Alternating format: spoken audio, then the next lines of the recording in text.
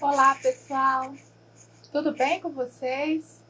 Para quem ainda não me conhece, meu nome é Fernanda Queiroga, sou especialista em Direito Administrativo e hoje vamos conversar sobre como os contratos administrativos podem enfrentar a pandemia.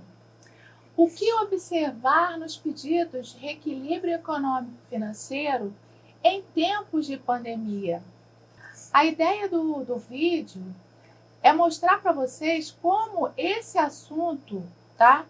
Ele está sendo tratado pela doutrina e pela jurisprudência, ou seja, quais os contornos que estão sendo observados na apreciação de um pedido de reequilíbrio econômico-financeiro com base na pandemia do coronavírus. Mas, gente, esse assunto não é tão simples para a gente falar só nesse vídeo. Tem vários pontos que precisamos expor, né? Para que o assunto seja melhor compreendido. Então, pessoal, considerando a dimensão do tema, provavelmente precisaremos de mais de um vídeo para tratar do assunto. Hoje será a primeira parte e falarei das alternativas que a administração pública ela tem para resolver essa questão, né? Que é a interferência da pandemia nos contratos administrativos e suas implicações. Mas, gente, o tema não se esgota aqui. Então, sem mais delongas, vamos direto ao que interessa. Antes de mais nada, não sei se todos sabem, mas no dia 1º de abril deste ano, e não é mentira, foi publicada a nova Lei de Licitações e Contratos Administrativos, a Lei 14.133 de 2021. Essa lei, ela terá amplo alcance, sendo restrita às estatais e às sociedades de economia mista. E por quê? Porque elas têm legislação própria, que é a Lei 13.303 de 2016. A nova Lei de Licitações, ela revogou a Lei 8.666 de 93, a Lei 10.520 de 2002, que é o pregão, e os artigos 1º ao 47A da Lei 12.462 de 2011, que é a Lei do RDC, Regime Diferenciado de Contratações Públicas. Porém, segundo a nova Lei de Licitações, essa revogação ela se dará após 2 anos da publicação dessa lei, né, da 14.133. Significa dizer que a partir de 1/4 de 2023, essas leis, né, serão revogadas, elas perderão os seus efeitos. Pessoal, a nova Lei de Licitações entrou em vigor na data de sua publicação, ou seja, 1º de abril de 2021. A Lei 14.133 de 2021, ela não estipulou um prazo para entrada em vigor, né, que nós chamamos de vacatio legis. O que é isso? A vacatio legis, ela é uma expressão que significa vacância da lei, ou seja, é o prazo legal que uma lei tem para entrar em vigor, de sua publicação até o início de sua vigência. A nova Lei de Licitações não traz essa vacatio legis, que seria o prazo para assimilação do seu conteúdo e adaptação para a sua aplicação. Essa nova Lei de Licitações, ela optou por estabelecer um prazo de convivência entre ela e aquelas leis que serão revogadas, né? Em outras palavras, durante o prazo em que não houver revogação das leis 8.666, 10.520 e a 12.462, nos 2 primeiros anos de vigência da nova Lei de Licitações, nós teremos 4 normativos, tá? Que terão vigência concomitante e poderão ser aplicados à escolha da administração. Aí vocês podem me perguntar, né? E o que vai acontecer com os contratos celebrados por essas leis que serão revogadas, né? Bom, os contratos que foram celebrados com base na 8666, na 10520 e na 12462, segundo a nova lei de licitações, né, o contrato que tenha sido assinado antes da entrada em vigor desta lei, ele continuará regido de acordo com as regras previstas na legislação que será revogada. Ou seja, os contratos administrativos firmados até 31 de março de 2021 serão regidos pela legislação que fundamentou a contratação. Se foi a Lei 8666 de 93, o regramento que deverá ser observado será deste normativo. Visto isso, para começar o vídeo de hoje, vamos falar um pouquinho da natureza do contrato de obras e serviços de engenharia. Os contratos administrativos de obras e serviços de engenharia são, segundo o entendimento majoritário, né, são considerados do tipo por escopo ou por objeto. O que é isso? O contrato por escopo é um tipo de contrato que se dá por encerrado a sua execução quando o objeto é finalizado e sua vigência ou todas as demais obrigações restaram satisfeitas. O prazo estipulado no contrato tem como objetivo determinar uma data limite para a entrega do objeto concluso. Um assunto que às vezes traz certa confusão diz respeito à prorrogação desses tipos de contrato. Por quê?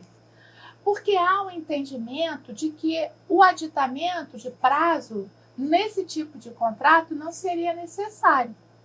Porém, a jurisprudência do Tribunal de Contas entende que tal entendimento, né, ele contraria a Lei 8666. Por quê? Porque lá no artigo 57, que disciplina sobre o assunto, né, lá você vai falar da duração dos contratos, ele veda a duração indeterminada de um contrato administrativo. E não podemos deixar de mencionar a lição de Eli Lopes Meireles, que diz que a extinção do contrato pelo término de seu prazo é a regra nos ajustes por tempo determinado. Ou seja, o prazo é de eficácia do negócio jurídico contratado, tá? E assim sendo, expirado o prazo, extingue-se também o contrato, qualquer que seja a fase de execução do seu objeto. Todavia, entretanto, né, toda regra tem exceção, concordam?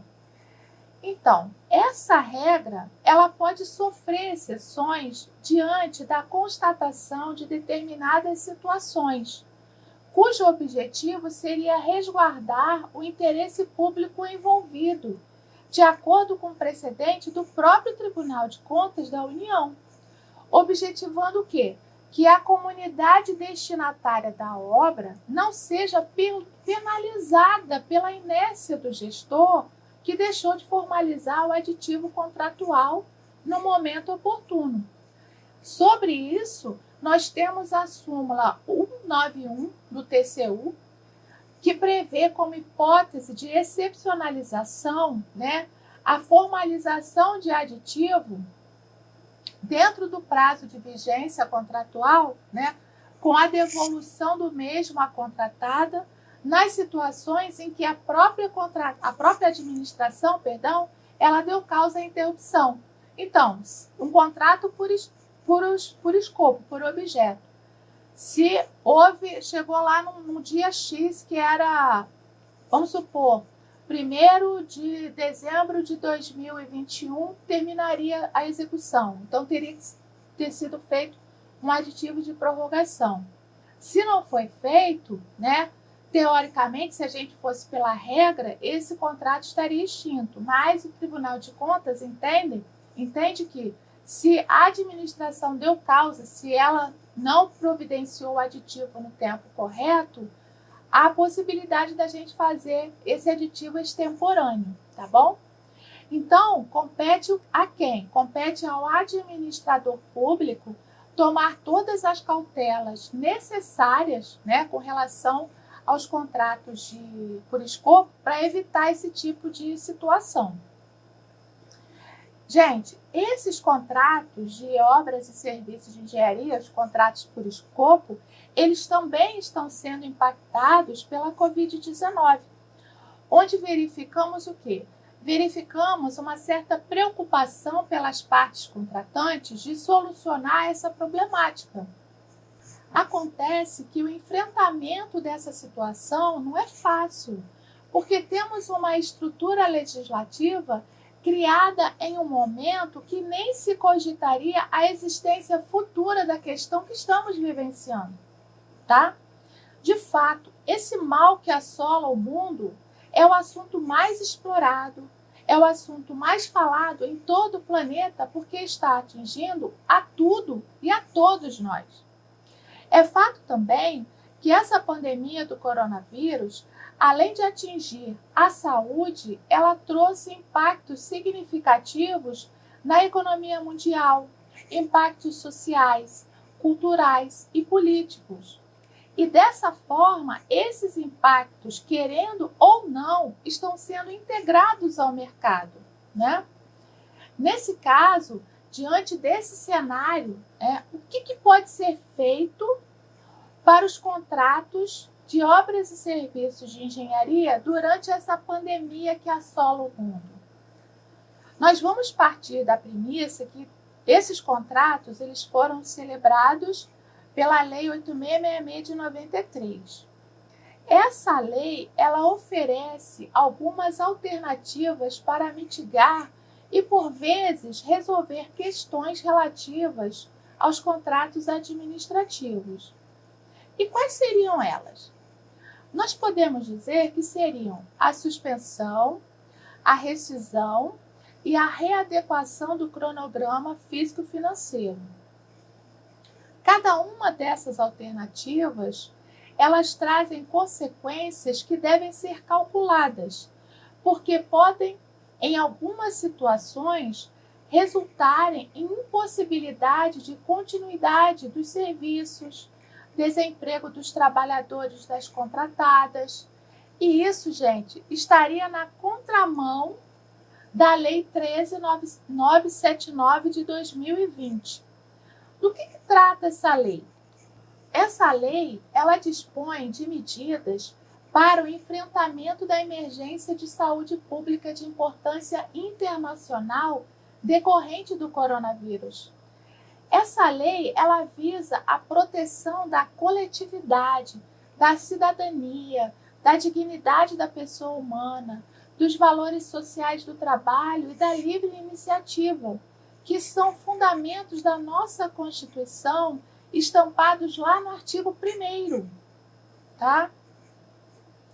Pessoal, considerando que a lei de licitações não foi elaborada para resolver questões dessa magnitude que estamos vivenciando, essas alternativas, elas não têm o condão de sanar os problemas. Logo, citando Albert Einstein, não podemos resolver um problema com o mesmo estado mental que o criou. Por quê? Porque o estado mental que criou a Lei 8666 de 93, obviamente, gente, não tinha em seu espírito a crise do Covid-19 ou algo similar. Temos que considerar também a dimensão dos efeitos dessa pandemia, tá? Por quê? Porque estão sendo impostas inúmeras alterações nos planejamentos administrativos, refletindo direto nos contratos. Está ocorrendo também a realocação de recursos públicos para o enfrentamento da crise do Covid-19. Temos ainda oneração generalizada dos custos de produção. Somados a esses cenários, vislumbra-se o quê? Um risco de insuficiência fiscal das administrações para fazer frente às obrigações contratuais.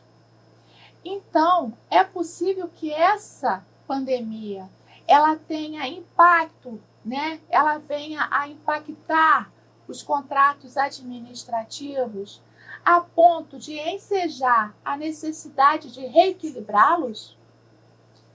De fato, vivemos em um ambiente de incertezas nas relações contratuais já firmadas, né? O que a gente verifica? Verificamos insegurança dos contratados com relação à insuficiência orçamentária. Mas a preocupação não é somente com a restrição orçamentária, mas a possibilidade de suspensão dos contratos, de readequação de cronograma e de rescisão contratual. Diante disso, o que fazer, né? Então, vamos abordar essas questões, como que elas podem ser tratadas. Nós temos a suspensão dos contratos. Com a adoção dessa alternativa, os contratos de obras e serviços de engenharia ficariam paralisados durante o período da emergência de saúde pública. E após o período de suspensão, a execução do objeto poderia ser retomada com a devolução do prazo ao contratado, tá? Para quê? Para a continuidade da execução contratual. E como que é feita essa contagem de prazo? Por exemplo, o contrato ele foi celebrado com prazo de execução de 10 de dezembro de 2019 a 10 de junho de 2021.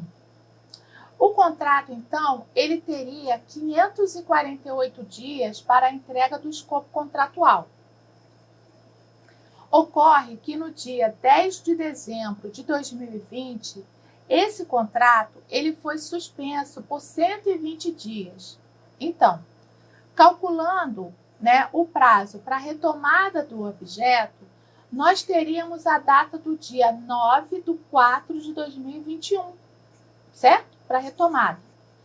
E qual é o prazo, né, que eu vou devolver para o contratado? A conta é simples.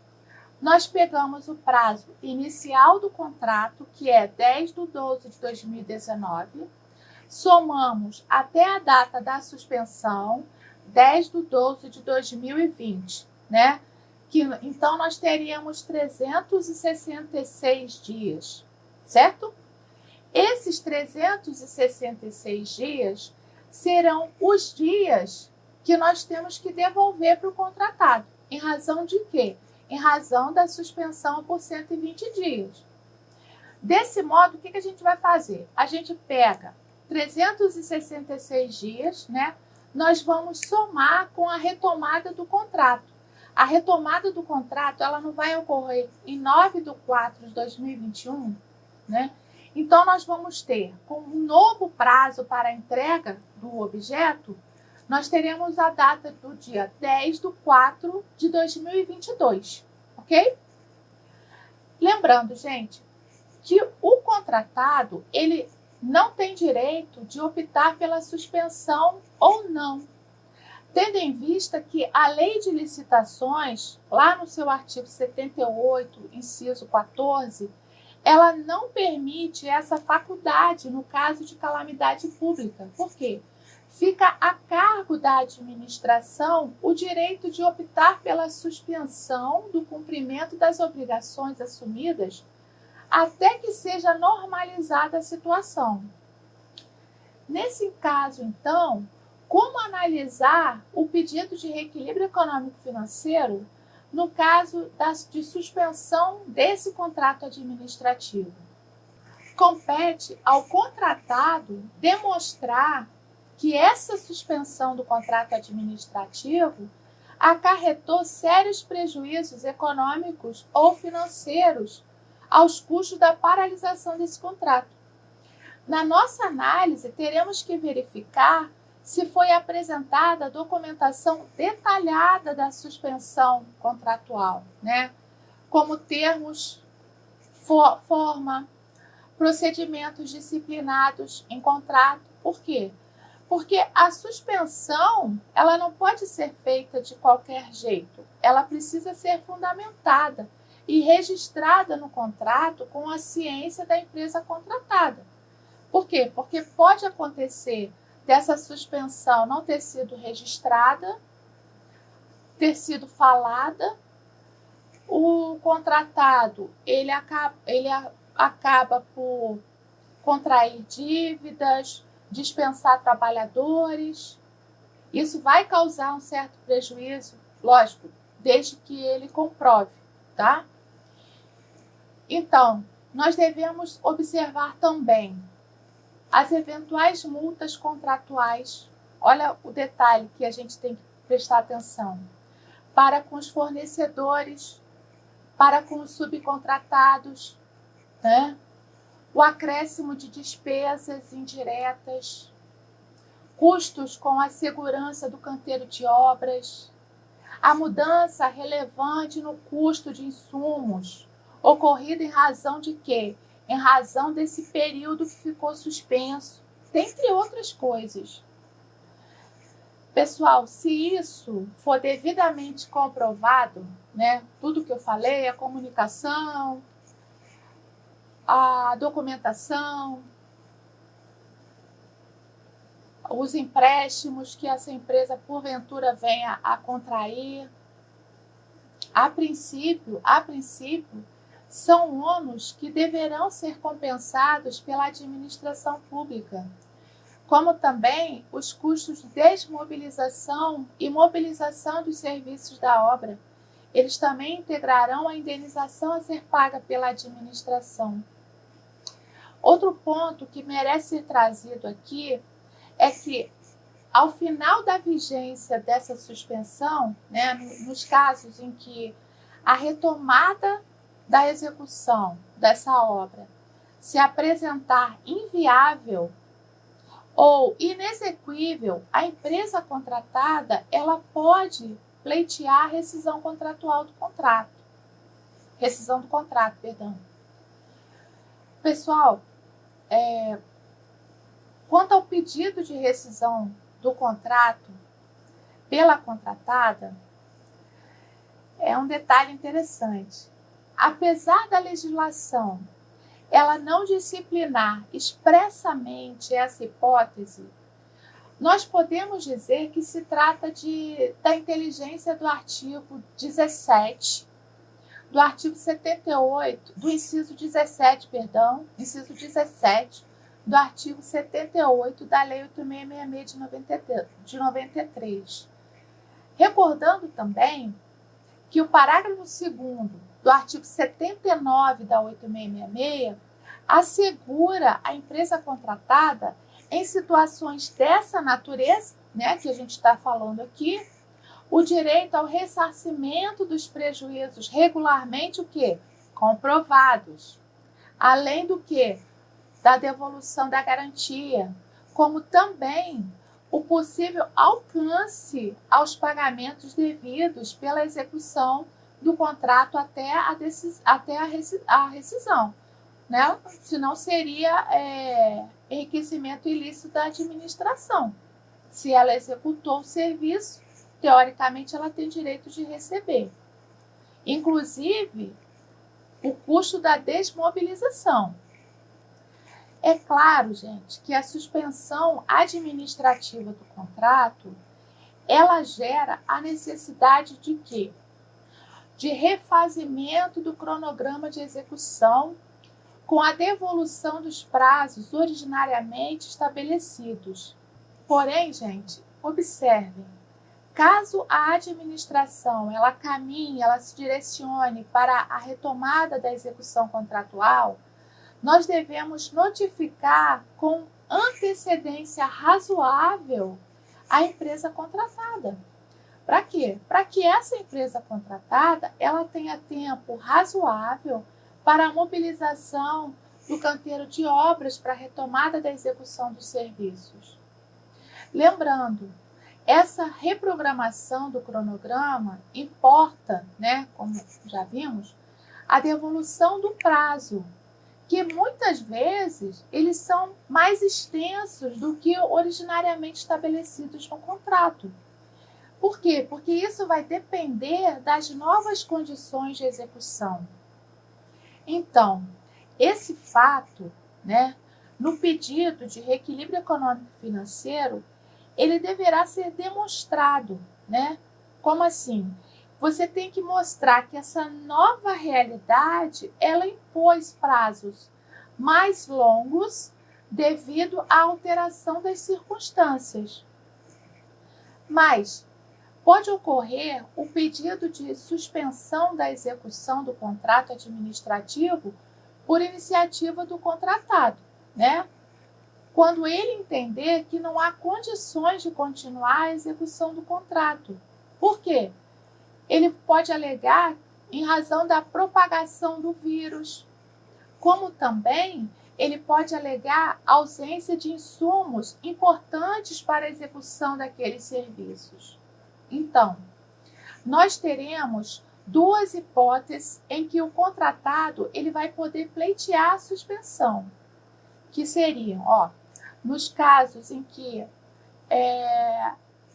ele vai estar adotando medidas internacionalmente aceitas, tá? Como recomendáveis à preservação da saúde das pessoas que estão ali envolvidas na execução do contrato, com fundamento, qual o fundamento que ele vai usar? Não, eu quero evitar a propagação acelerada do vírus. Ele pode usar como alegação também, né, ausência de insumos. Por quê? Porque o contratado ele vai ter que mostrar para a administração que a pandemia afetou a cadeia de suprimentos desse contrato, acarretando o quê? A indisponibilidade de insumos essenciais à sua execução. Isto é, o contratado ele terá que demonstrar que a ausência daqueles insumos, na quantidade demandada pelo cronograma contratual, impede temporariamente a sua execução. Observa-se que a medida, né, de suspensão ela vai estar ligada à inviabilidade operacional do contrato, que pode estar fundamentada por questões técnicas, mercadológicas ou financeiras. Então, a suspensão da execução do contrato, ela pode ensejar o reequilíbrio econômico-financeiro? Temos que a suspensão do contrato, ela compreende também a suspensão de certas obrigações do contratado, certo? Obrigações essas que foram paralisadas em razão da pandemia. Em certos casos, as dificuldades operacionais ocorridas, elas não vão ser suficientes para impedir a execução do contrato em si, entendem? Ainda que possam impedir o cumprimento de certas obrigações. Caso não haja prejuízo à execução da obra, as frentes de trabalho não afetadas por obstáculos impostos pela pandemia do coronavírus, elas poderão e deverão prosseguir. Porém, se as obrigações se tornaram inexequíveis em face dessas novas circunstâncias, o contratado ele não pode ser responsabilizado. Logo, gente, vai depender do caso concreto que estivermos analisando, beleza? Lembrem, as alegações que sustentam a suspensão do contrato pelo contratado, como também os argumentos para o pedido de reequilíbrio econômico-financeiro devem ser objetivos, devem ser verificáveis, devem ser comprovados, devem ser demonstrados. Por quê? Porque meras alegações não terão o condão de justificar um pedido de suspensão ou um pedido de reequilíbrio econômico-financeiro. Nesse cenário caótico que estamos vivenciando, outra alternativa para o contrato administrativo vigente pode ser a rescisão contratual. Pessoal, essa é uma medida bem drástica, que deveria ser tomada por motivos paralelos ao da pandemia, visto que não estamos falando, gente, de serviços contínuos. Nós estamos falando de um contrato por escopo, né? Onde o seu exaurimento ele ocorre com o cumprimento de seu objeto. No meu entender, né, até os serviços continuados deveriam ser observados com maior parcimônia nesse momento.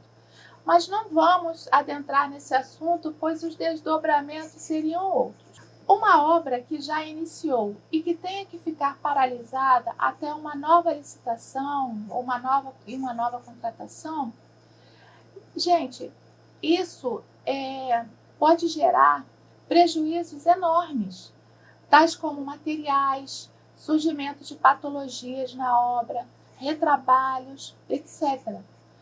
E já está pior, por que não piorar, né? Ficará muito mais complicado contornar as questões trabalhistas relativas ao desemprego que essa crise está provocando, né? Como também a manutenção da empresa em atividade num período em que o mercado da construção ele não tende a criar novas oportunidades e novos contratos para se manter e preservar o emprego dos seus empregados. Então, a rescisão contratual somente seria razoável por outros motivos, não a pandemia em si, tá? No entanto, caso a empresa contratada, em razão da Covid-19, ela não estiver cumprindo as cláusulas contratuais, as especificações, os projetos, os prazos, se ela estiver executando irregularmente o contrato, ou vem cumprindo com lentidão esse contrato, nesse caso, a administração, ao comprovar a inviabilidade da conclusão da obra, ela poderia sim rescindir esse contrato. Pessoal, também não está descartada a hipótese de rescisão do contrato, né, fundada na ocorrência de problemas operacionais intransponíveis, surgidos como decorrência da pandemia da Covid-19. Podemos dizer que serão situações mais críticas e, a princípio, menos prováveis, tá? Em que nesse caso, vai competir ao contratado demonstrar que essas dificuldades, né, que ele está experimentando no contexto da pandemia, elas não são superáveis num prazo razoável, né, restando apenas o quê? A extinção do vínculo contratual. Sendo assim, a rescisão do contrato administrativo, ela poderá ter como fundamento a ocorrência de caso fortuito e de força maior com base no inciso 17 do artigo 78 da 8666. E sua eficácia dependerá da formalização da rescisão consensual, tá? Ou reconhecimento pelo Poder Judiciário, que seria a rescisão judicial. E mais, caso a administração ela não reconheça o direito do contratado à rescisão amigável, esse contratado ele pode buscar a rescisão pela via judicial. Aí vamos lá. No caso de rescisão amigável, como que deve ser feita, né? Essa rescisão amigável, ela deve ser reduzida a termo no processo de licitação e precedida de autorização escrita e fundamentada da autoridade competente. Esse regramento vocês encontram lá no parágrafo 1º do artigo 79 da 8666. Para ilustrar, eu trouxe para vocês um exemplo de rescisão amigável, que ocorreu em função da pandemia do coronavírus.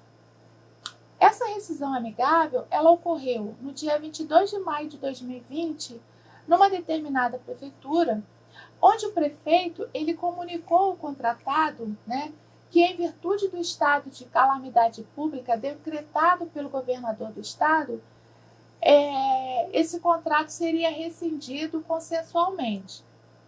Nesse caso concreto, né, o objeto desse contrato era uma empresa, foi contratada uma empresa de produções artísticas para um show musical, né, a nível nacional, para apresentação numa festa política e administrativa. Então, a gente tem aglomeração de pessoal, ele utilizou isso no ofício, né, ele fez essa comunicação por meio de ofício acerca dessa rescisão amigável e ela foi reduzida a termo. O que é reduzir a termo? Reduzir a termo nada mais é do que registrar por escrito algo que já foi comunicado, né? No nosso caso, a empresa ela já tinha sido comunicada por meio de ofício a respeito dessa rescisão amigável. Geralmente, o termo de rescisão amigável, nós vamos ter o preâmbulo que a gente qualifica as partes.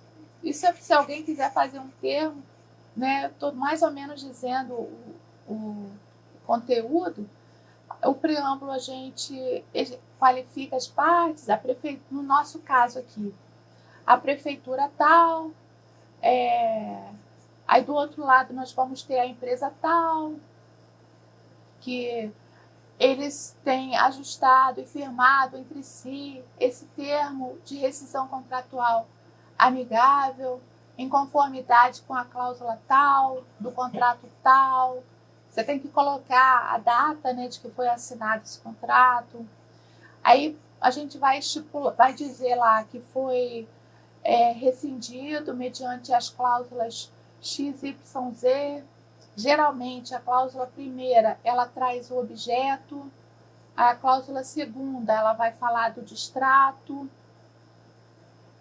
Aí nós teremos também o foro, né? Se tiver algum problema para resolver, a gente tem que colocar o foro da comarca da capital tal.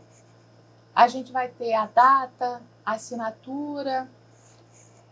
Basicamente, o termo de rescisão amigável ele é bem simples, bem tranquilo de redigir.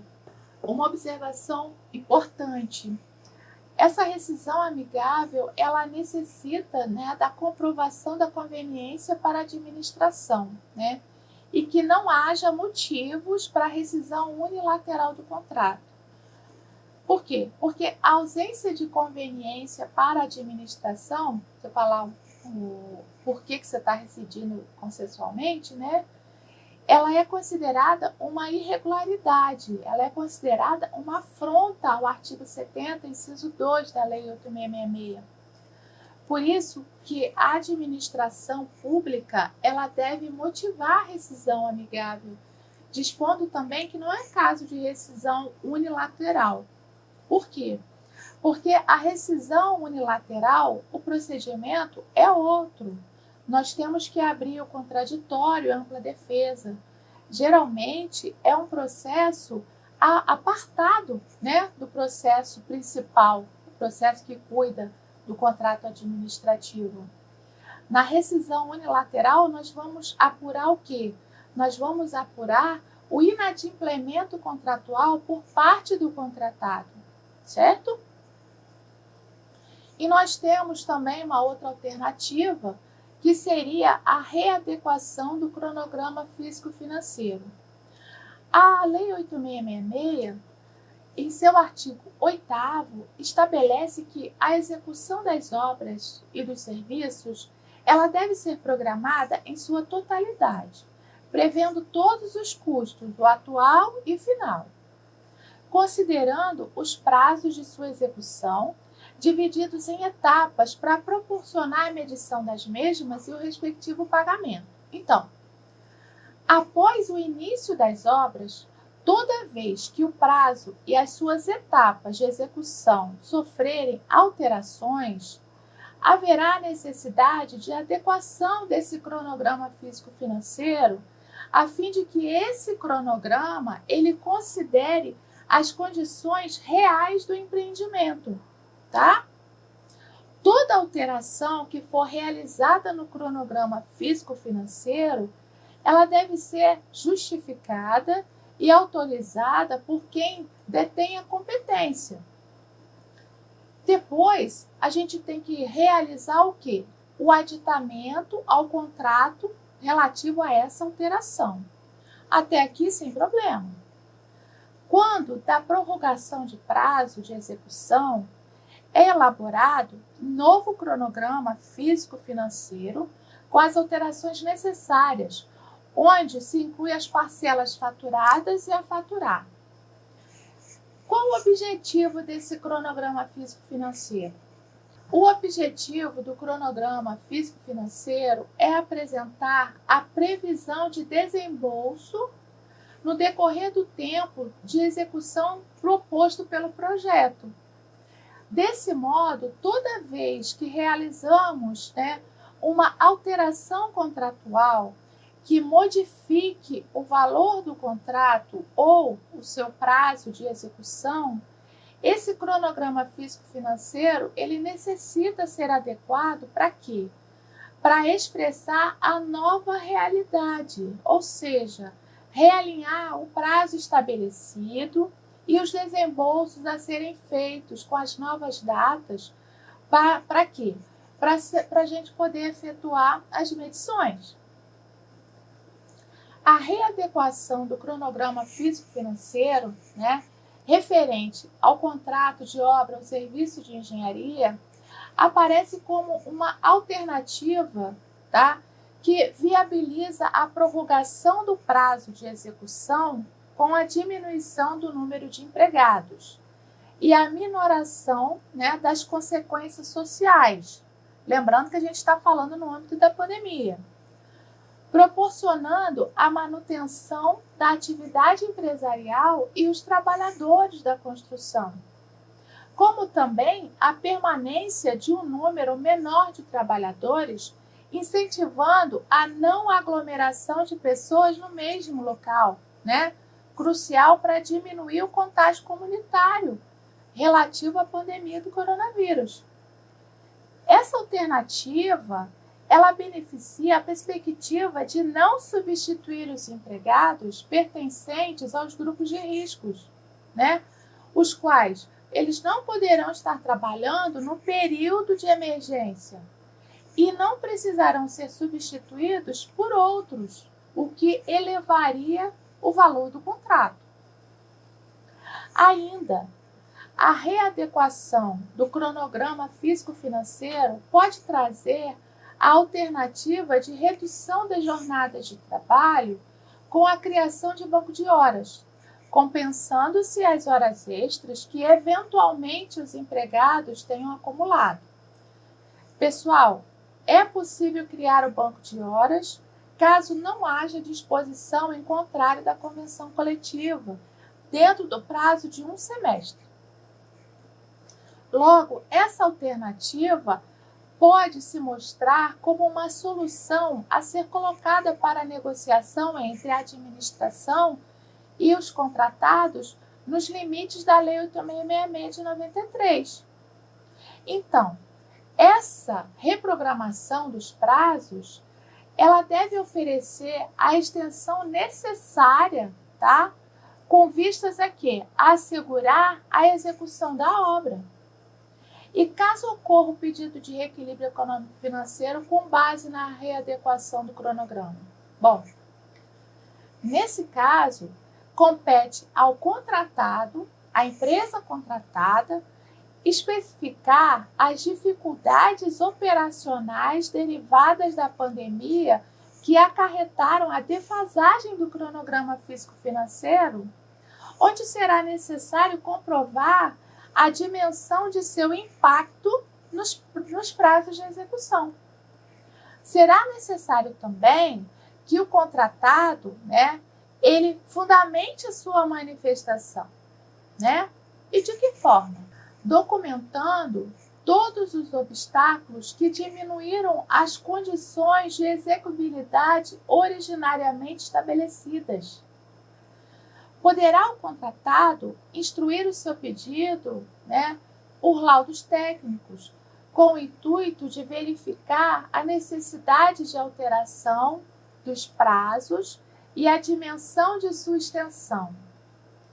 Sugere-se que o contratado ele antecipe o acontecimento desses obstáculos, propondo tempestivamente à administração a redefinição desses prazos de execução, né?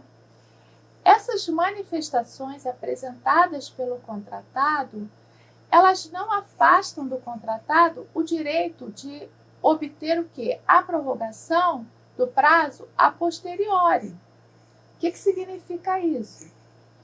Significa que o contratado, ao ser notificado a respeito da readequação do cronograma, né, ele vai apresentar a manifestação por escrito, contendo os obstáculos que ele irá enfrentar, né, devido a essa readequação. Nessas manifestações, ele vai requerer providências da administração, né, e após essas tratativas, nós teremos o quê? A prorrogação do prazo. Essa situação, ela é relativa à readequação do cronograma físico-financeiro. Porém, para o pedido de reequilíbrio econômico-financeiro, a causa deve ser sempre demonstrada, sempre. Ou seja, o contratado, ele vai precisar, ele vai, eu digo assim, ele tem que obrigatoriamente comprovar, né, que esses impactos, eles ocorreram após a readequação do cronograma. Por certo, gente, a pandemia, ela trouxe inúmeros desafios para todos nós. O que acabamos de comentar aqui são apenas alternativas que a administração possui para enfrentar essa pandemia. Quanto aos pedidos de reequilíbrio econômico-financeiro, mesmo que tenham por fundamento a pandemia, será necessário, como eu sempre falo, comprovar que esses custos, eles subiram. É preciso provar provas que demonstrem que houve o aumento do preço de insumos. Então, nesse cenário pandêmico que estamos, os pedidos de reequilíbrio econômico-financeiro, eles podem ser analisados e, quiçá, né, deferidos, quando restar demonstrado que as consequências da Covid-19 impactaram as condições operacionais desse contrato. Aí ele fará jus ao direito à suspensão, readequação do cronograma, rescisão, com a sua devida indenização. Então, pessoal, por hoje é só. Obrigada a todos pela atenção. Até o nosso próximo vídeo. E se vocês tiverem alguma dúvida, deixem aqui nos comentários que eu vou tentar responder o mais rápido possível, tá bom? Que Deus abençoe a todos e, como eu sempre digo, que a justiça corra como as águas e o direito como um riacho perene. Aproveitando para desejar a todos uma feliz e abençoada Páscoa.